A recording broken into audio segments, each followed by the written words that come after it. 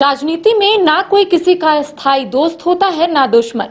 विधानसभा चुनाव में पाला बदलकर बीजेपी का दामन थामने वाले पूर्व विधायक लोबिन हेम्ब्रम की नजदीकी अब कहीं न कहीं झारखंड मुक्ति मोर्चा से बढ़ने लगी है और कयास लगाए जा रहे हैं कि आज नहीं तो कल लोबिन हेम्ब्रम झारखंड मुक्ति मोर्चा में शामिल हो सकते हैं।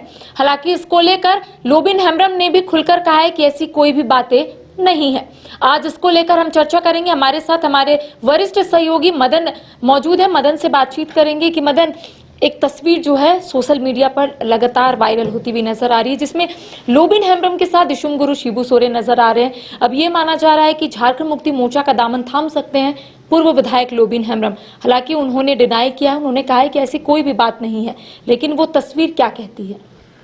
बिल्कुल, देखिए, जब से एक तरह से कहें तो राहें जुदा हुई, जब लोबिन हेम्ब्रम की पार्टी से सदस्यता खत्म की गई, उनकी विधायकी गई और उसके बाद जिस तरह से वो हमलावर दिखे, जब लोकसभा का चुनाव उन्होंने पार्टी के खिलाफ लड़ा और उसके बाद पार्टी ने उन पर कार्रवाई की, विधानसभा स्पीकर को लिखित दिया और उसके बाद 10वीं अनुसूची के तहत जो है उनकी सदस्यता गई।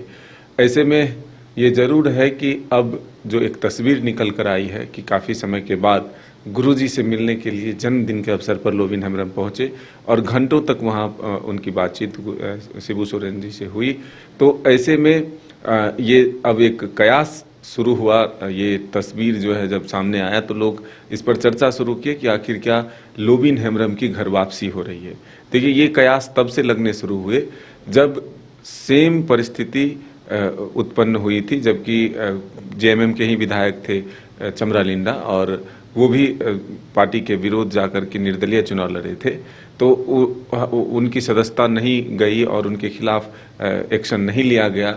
फिर पार्टी ने उनको टिकट दिया, जेएमएम के टिकट पर उन्होंने चुनाव लड़ा और विधानसभा का चुनाव जीतकर जब वो फिर आए तो फिर उन्हें जो है मंत्री भी बनाया गया।